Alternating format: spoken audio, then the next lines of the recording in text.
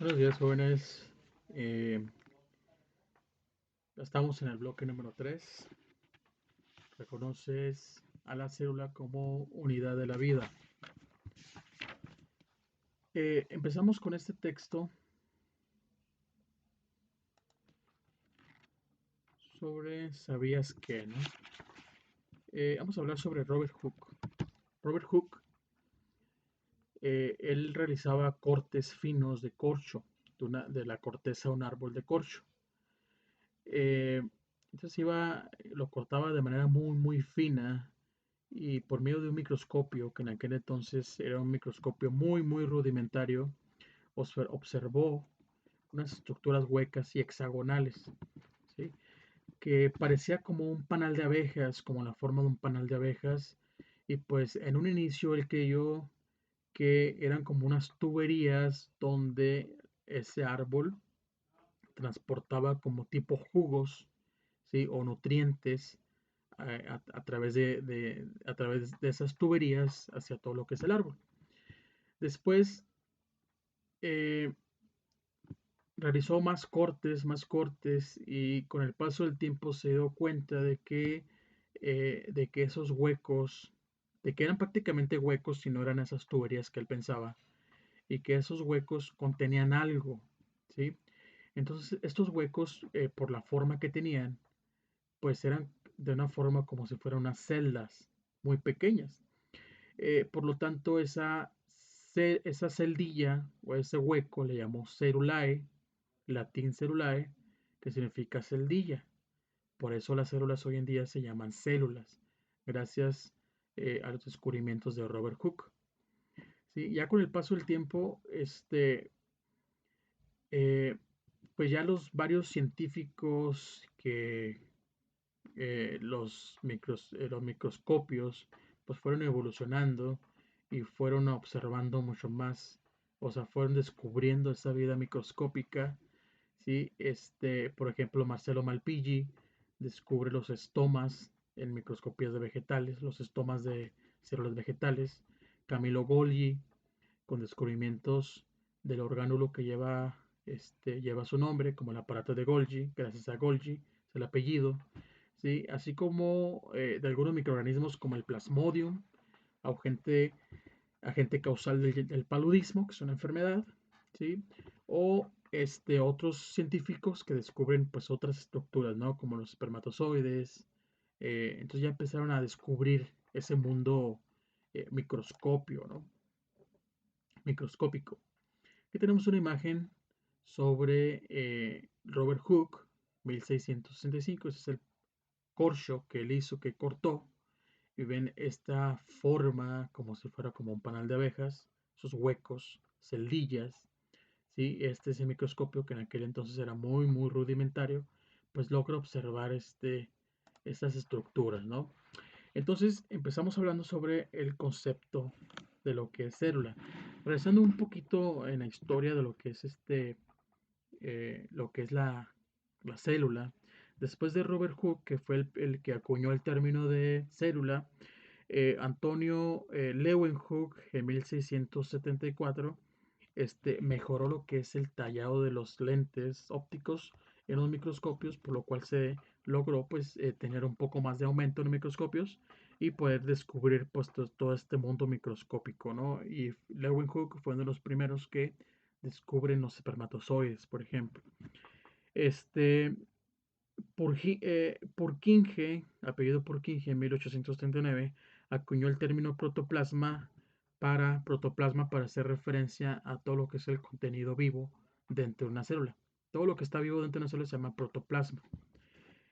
Posteriormente, Schleiden y Theodor Schwann, que fueron dos científicos, empezaron a describir lo que son los postulados de la teoría celular, que más adelante lo vamos a observar, lo vamos a ver.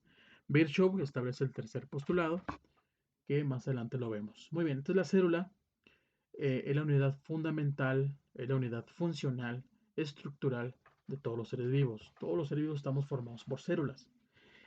Tenemos millones de células, tenemos diferentes tipos de células, diferente morfología, es decir, forma, diferente función, ¿sí? Cada una de las células tiene distinta función. Cuando se va desarrollando la vida, en lo que es en el embrión, ¿sí? El feto. eh, este embrión tiene células madre. Muchos hemos escuchado células madre. Estas células madre tienen esa capacidad de poderse transformar en diferentes tipos de células, ¿sí?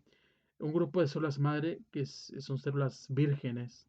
Esas células vírgenes se pueden formar en neuronas, componentes del sistema nervioso central. Esas células se pueden formar en hueso, se pueden formar cartílago, pueden formar piel, pueden formar sangre, pueden formar tejido del hígado, pueden formar tejido de páncreas, pueden formar tejido de estómago, tejido de intestino delgado. Entonces, por eso se llaman células madre. Entonces, una vez que se diferencian, pues tienen su función, tienen una forma especial y tienen una función en especial. Por ejemplo, tenemos aquí en esta imagen una neurona. Así es una neurona. ¿Sí? Tiene su cuerpo celular, tiene su axón, por donde viaja la corriente eléctrica, como si fuera una extensión, como si fuera un cable eléctrico. Pasa la información de una neurona a otra. Fíjense la forma que tiene. Ahora fíjense las formas que tienen estas células. La imagen acá a la izquierda, donde está la flechita negra, estos de aquí son células que se llaman condrocitos, son las células del cartílago. Donde tenemos cartílago en muchas partes, ¿no? En las articulaciones, en el cartílago de nariz, lóbulos de la oreja, ¿sí? Entonces ahí tenemos lo que es cartílago y así son las células del cartílago. En la imagen de arriba tenemos un corte histológico de corazón. Así es el músculo del corazón, ¿sí? Así. En la parte de abajo tenemos los glóbulos rojos y el glóbulo blanco. Diferente forma y diferente función. Al lado derecho tenemos organismos unicelulares que son las bacterias. ¿Sí? Estas bacterias pues tienen su forma y tienen su función. Las bacterias tienen diferentes formas, ¿no? Pueden ser en forma de bolitas, como si fueran esferas, cocos, como si fueran bastones, ¿sí? Una espiroqueta, como si fueran tornillos de cuenta, ¿sí? Entonces tienen diferentes formas. Muy bien, pasamos a lo que es la teoría celular, ¿sí?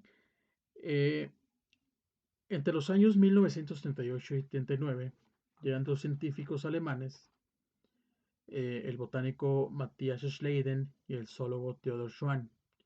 Ellos concluyeron, por medio de sus experimentos, de que todos los seres vivos, todas las plantas y animales, están formados por células, ¿sí? Esto fue en esa época, 1938 y 1839. Sí, está un poco mal aquí el año, es 1838-1839. Posteriormente, más adelante, estos científicos de acá arriba este, propusieron los primeros dos postulados de la teoría celular. Después, los trabajos de Virchow propone que la célula tiene la capacidad de dividirse para formar dos células hijas de idénticas cualidades. Y él propone el tercer postulado de la teoría celular. ¿Cuáles son esos postulados? Este resumen de la siguiente manera. Los primeros dos postulados es la unidad estructural y la unidad fisiológica. La unidad estructural dice que todos los organismos están compuestos por células. Todos. Todos los organismos vivos están formados por células. Postulado número 2.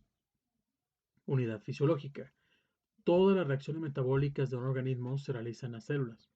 Así como nosotros nos alimentamos, respiramos, crecemos, tenemos desechos metabólicos, la célula hace absolutamente lo mismo. Es decir, todo lo que nosotros hacemos, todo lo que nosotros, de manera como funcionamos, es a través de la célula, ¿sí? La célula se nutre, respira y excreta, es decir, tiene productos de desechos metabólicos. Por último, Virchow propone la unidad de origen, es decir, las células provienen solo de otras células preexistentes. ¿Sí? Identifica la célula como unidad básica de multiplicación. Entonces, para que una célula nazca o pueda nacer, necesita de otra célula preexistente. ¿Sí? Entonces, ¿quién nace primero? Huevo o la gallina. ¿Sí? Entonces, primero va a haber una célula para que esta célula dé origen a las demás células. Muy bien. tenemos dos tipos de células, las células procariotas y las células eucariotas. ¿Cuál es la diferencia entre una y otra? Básicamente en que una de las células, como la eucariota, tiene un núcleo donde dentro de ese núcleo, que es como una computadora central, se encuentra y se almacena lo que es el material genético, ¿sí? Es decir, el ADN o los cromosomas. A diferencia de las células procariotas que carecen absolutamente de este núcleo, pero sí tiene material genético. La diferencia, no, la diferencia nada más es que la célula no tiene núcleo, pero sí tiene información genética o sí tiene eh, sus cromosomas, ¿no? Material genético. Las bacterias son las formas de vida más antiguas, entonces se cree que las células procariotas dio origen a las células eucariotas, ¿sí? Entonces se dice que son los antecesores de de las células eucariotas. Fíjense aquí la diferencia, fíjense una bacteria, célula procariota, su zona nucleoide o parecida a un núcleo, ¿sí? Pero no tiene núcleo, a diferencia de la célula eucariota que tiene un núcleo, donde tiene, dentro de ese núcleo tiene un material genético muy organizado, ¿sí? Y a las demás estructuras que más adelante vamos a ver. Entonces, célula procariota o procariótica o procariota se deriva de pro, que significa antes, y carión significa núcleo, por eso es antes del núcleo, procariota, ¿sí? Quiere decir, antes del núcleo no dispone de un núcleo definido, su material genético se localiza en una molécula de forma circular de ADN, ¿sí? Muy bien. Hablando así ya de las que son las células procariotas, que básicamente cuando hablamos de procariotas hay que pensar de sinónimo de bacteria, procariota, bacteria, ¿sí? Entonces, en este texto mencionan que las células procariotas o los organismos procariontes existen en la Tierra desde hace más de 3.500 millones de años, ¿sí? En 1674, Leeuwenhoek estaba analizando en su microscopio una gota de un charco de agua, ¿sí? De un lago, ¿sí? Entonces identifica varios organismos microscópicos que son bacterias y que estas bacterias causaban infecciones respiratorias, causaban infecciones gastrointestinales, causaban tuberculosis, el tétanos, etcétera, etcétera. Pero también se dio cuenta de que en nuestro cuerpo tenemos una flora intestinal, tenemos unas bacterias muy pequeñas que se encuentran en nuestro sistema digestivo y que nos ayudan a la descomposición o a la desintegración de moléculas orgánicas en los alimentos, incluso nos combaten contra infecciones bacterianas eh, y a estas bacterias se le llama flora intestinal. Entonces, no todas las bacterias son malas, tenemos unas bacterias que son buenas y tenemos diferentes tipos de bacterias, ¿no? Pero básicamente estas bacterias, pues hay bacterias buenas y hay malas, ¿no? Entonces, cuando hablamos de bacterias, hablamos de células procariotas. Muy bien. Entonces dice aquí que hace aproximadamente 3.500 millones de años aparecen las primeras células, las cuales eran unas células muy simples, tenían poco material genético, tenían unos cuantos ribosomas, que son las fábricas de las proteínas. Eh, entonces, esos organismos unicelulares proliferaron por mucho tiempo. Dice aquí que ya que los registros fósiles en los que se encuentran células más complejas datan desde hace más de 1.500 millones de años. Entonces, estas nuevas células tenían una estructura más compleja, ya que contaban con múltiples organelos intracelulares, así como núcleos bien definidos. Pero, ¿cómo sucedió esto? Y esto da origen a lo que es una teoría, que es la teoría endosimbiótica o la teoría de Lynn-Margulis. Muy bien, ¿en qué consiste esta teoría endosimbiótica? Dice aquí que se propuso por Lynn-Margulis en 1968. ¿Cómo nace la célula eucariota a partir de la célula procariota? Entonces dice que hace 2.500 millones de años la atmósfera o la superficie donde estaba aquí lo que es la Tierra era una atmósfera muy primitiva, es decir, pues no carecía de oxígeno, o sea, si había oxígeno era muy poco. Entonces, estas células primitivas se dieron cuenta de que había unas células que tenían la capacidad de utilizar el oxígeno para obtener energía. Entonces, ¿Qué pasó con esas células? Esas células procariotas se comieron o fagocitaron a estas células primitivas que utilizaban el oxígeno para obtener energía. Entonces, ¿qué hacen? Se comen a estas, a estos células primitivas, no las digieren, las dejan ahí adentro y así es como surge la célula eucariota. ¿Sí? ¿Cómo es esto? Fíjense, tenemos una célula eucariota ancestral. Aquí debe ser procariota. ¿Sí? Entonces esa procariota se come una bacteria aeróbica. Fíjense, esta bacteria aeróbica es la célula primitiva que utiliza el oxígeno para obtener energía. Entonces esta célula eucariota se come esta bacteria aeróbica, no la digiere, la deja ahí adentro. ¿Sí? Se come un cloroplasto, por ejemplo, una bacteria fotosintética. Quiere decir que esta bacteria fotosintética tiene esa capacidad de poder realizar fotosíntesis.